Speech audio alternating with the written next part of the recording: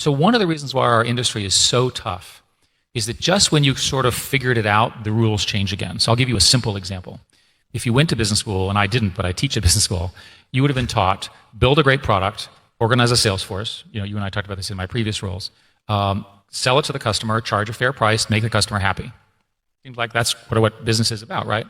That strategy is insufficiently scalable in a global market that's all interconnected. So in other words, it sounds like a fine strategy, and it'll produce a reasonable business, but it's not going to produce a huge business. It's just too hard to hire all those salespeople working with every customer and so forth. You have to have a more clever strategy.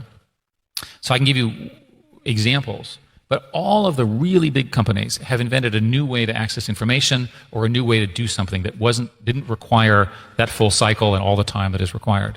So many, many people talk to me about their new ideas, and I'm sure there are many of them represented here in the room. And the problem is they're good, but they're not good enough. And so the specific question I would say is, do a plan over the next 5 years, and I always like to do 5-year plans, and try to figure out what your growth rate will be like, and then try to figure out what a more scalable strategy would be.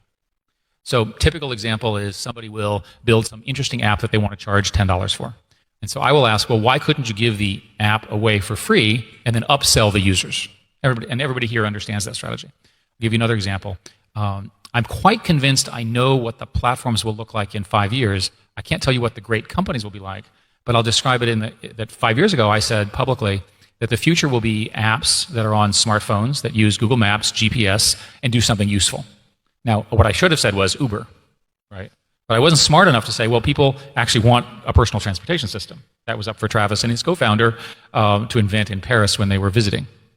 So what do I think 5 years from now we'll be talking about? I think we'll be talking about systems that use Android and iOS, fast networks, powerful machine learning, but they're going to do something else. They're going to use the crowd to learn something. I'll give you a trivial example. I know nothing about dermatology, and I have $1 million.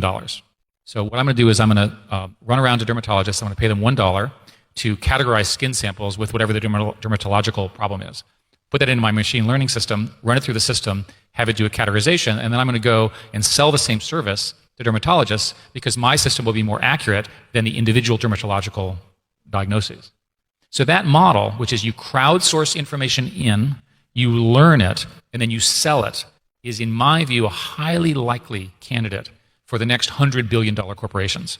I'm not suggesting it would be Alphabet or Uber or Facebook, but if I were starting a company, I'd start with that premise today. How can I use this concept of scalability and get my users to teach me?